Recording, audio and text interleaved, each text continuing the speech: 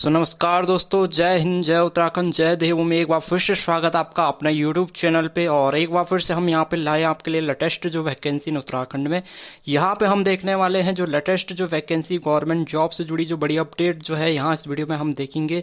जैसा कि आप सभी को पता है, हमारे चैनल पे आप सबको जो एडमिशन से रिलेटिव जो अपडेट और जो लेटेस्ट जो है गवर्नमेंट या प्राइवेट जॉब कॉन्ट्रेक्चुअल बेसिस पे जो जॉब निकलती है उस सभी जो है वैकेंसी से जुड़ी बड़ी अपडेट आपको हमारे चैनल पे मिल जाती है। तो अगर अभी तक आपने हमारे चैनल को सब्सक्राइब नहीं किया है तो चैनल को सब्सक्राइब जरूर कीजिएगा। दोस्तों, आज की वीडियो में जो हम बात करने वाले हैं, जिस वैकेंसी के बारे में हम यहाँ पे बात करने वाले, जो उत्तराखंड में हाल फिलहाल में निकली है, ये डिपार्टमेंट ऑफ मेडिकल एजुकेशन में ये निकली, यानी उच्च जो चिकित्सा शिक्षा विभाग है उत्तराखंड में, जो उच्च चिकित्सा शिक्षा विभाग में इसमें जो विज्ञप्ति जारी हुई है वो हम यहाँ पे देखने वाले हैं। तो वीडियो के अंत तक आप बने रहिए और अगर चैनल पे नए हैं तो चैनल को सब्सक्राइब जरूर कीजिएगा।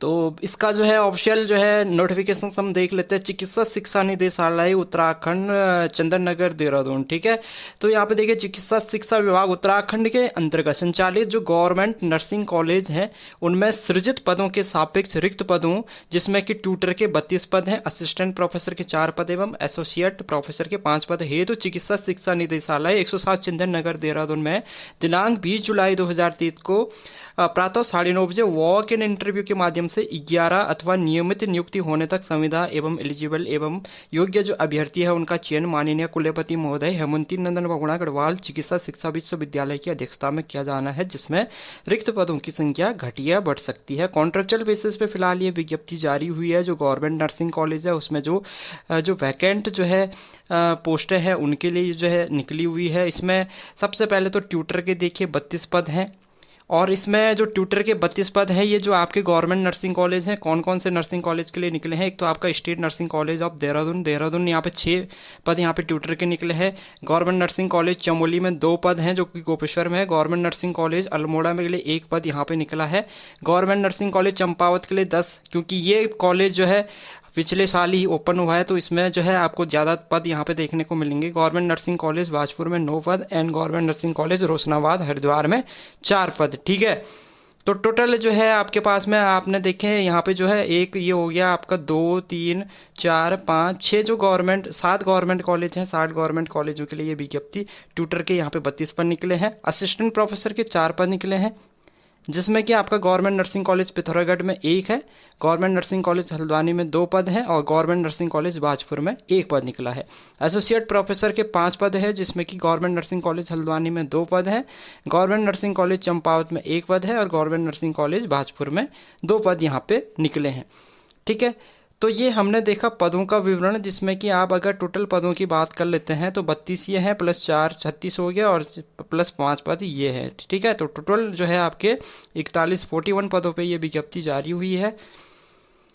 सो अब यहाँ पे पदों की संख्या है और इसमें जो आरक्षण के अनुसार जो पद हम यहाँ पे देखेंगे कि किस कैटेगरी में कितने पद यहाँ पे वैकेंट हैं। ट्यूटर के आप देख पा रहे हैं टोटल 32 पद है, जिसमें जनरल के जो है 17 हैं, EWS के 3 हैं, अनुसूचित जनजाति का 1 है, ओबीसी के 4 है, अनुसूचित जाति के 7 पद है।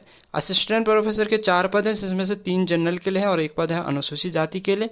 एसोसिएट प्रोफेसर के 5 पद हैं, जिसमें 4 जो है जनरल के हैं और 1 है अनुसूचित जाति के लिए।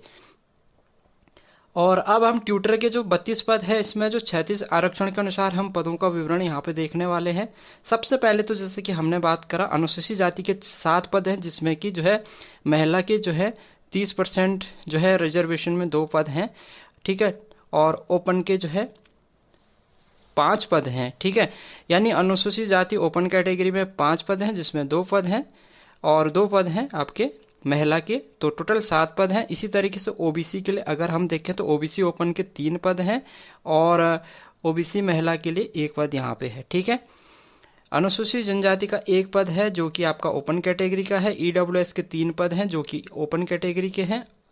जनरल कैटेगरी के 17 पद हैं, जिसमें 5 पद जो है महिलाओं के लिए है और 12 पद है ओपन कैटेगरी के। ठीक है, तो ये हमने देखा पदों का विवरण। ठीक है, टोटल महिला के लिए जो है बात करें, जो 30% रिजर्वेशन में है, 8 पद यहाँ पे निकले हैं ओपन कैटेगरी में, टोटल 24 पद यहाँ पे हैं।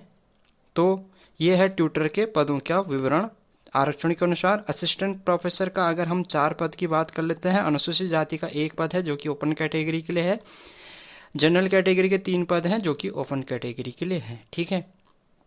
एसोसिएट प्रोफेसर के जो है जो 5 पदों के लिए विज्ञप्ति जारी हुई है, इसमें जो है अनुसूचित जाति का 1 पद है जो कि ओपन है, ओपन कैटेगरी के है। जनरल के जो है 4 पद है जिसमें 1 पद महिला के लिए है और 3 ओपन कैटेगरी के लिए है, ठीक है।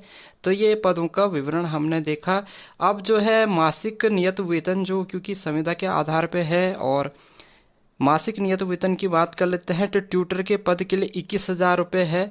किनके लिए? वे कैंडिडेट जिनका की जो है जिनके पास जो एक्सपीरियंस है वो 1 से लेकर 5 साल तक का है, और जिनके पास में 5 साल से अधिक का एक्सपीरियंस है उनके लिए 23,000 रुपये पर मंथ यहाँ पे सैलरी है, ठीक है। असिस्टेंट प्रोफेसर के लिए यहाँ पे जो है 32,000 32,000 है, और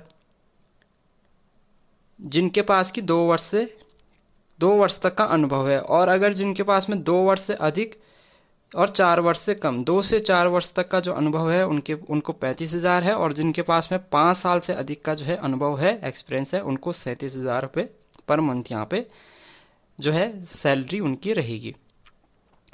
एसोसिएट प्रोफेसर के लिए 40,000 रुपये है, जिनको कि 3 साल तक का अनुभव है, और अगर 3 साल से अधिक और 5 साल से कम वाले अनुभव वालों के लिए 43,000, और जिनको 5 साल से अधिक का अनुभव है उनको यहाँ पे 45,000 रुपये पर मंथ यहाँ पे सैलरी जो है यहाँ पे रखी गई है। तो ये जो एक्सपीरियंस है ये आपका टीचिंग एक्सपीरियंस है। कोई भी प्राइवेट या गवर्नमेंट इंस्टीट्यूट में आपने पूर्व में कहीं पे टीचिंग की होगी, नर्सिंग फील्ड में पढ़ाया होगा, तो ये वहाँ का एक्सपीरियंस आपको ये मांगा गया है। एजुकेशन क्वालिफिकेशंस की बात कर लेते हैं। ट्यूटर की बात कर लेते हैं। ट्यूटर के लिए एमएससी नर्सिंग या बीएससी नर्सिंग या फिर पोस्ट बेसिक बीएससी नर्सिंग और साथ में 1 साल का अनुभव। असिस्टेंट प्रोफेसर के लिए देखिए एमएससी नर्सिंग के साथ में 3 वर्ष का टीचिंग एक्सपीरियंस और पीएचडी यहाँ पे डिजायरेबल, ठीक है, डिजायरेबल में है पीएचडी। और एसोसिएट प्रोफेसर के लिए भी हम देखें एमएससी नर्सिंग के साथ 8 वर्ष का अनुभव, जिसमें 5 वर्ष टीचिंग का जो है आपके पास में एक्सपीरियंस होना चाहिए, और पीएचडी यहाँ पे डिजायरेबल है। एज की बात कर लेते हैं तो न्यूनतम 22 वर्ष है, अधिकतम 42 वर्ष है ट्यूटर के लिए। असिस्टेंट प्रोफेसर के लिए न्यूनतम 26 वो अधिकतम 42, और एसोसिएट प्रोफेसर के लिए न्यूनतम 31 और अधिकतम 42 वर्ष, ठीक है।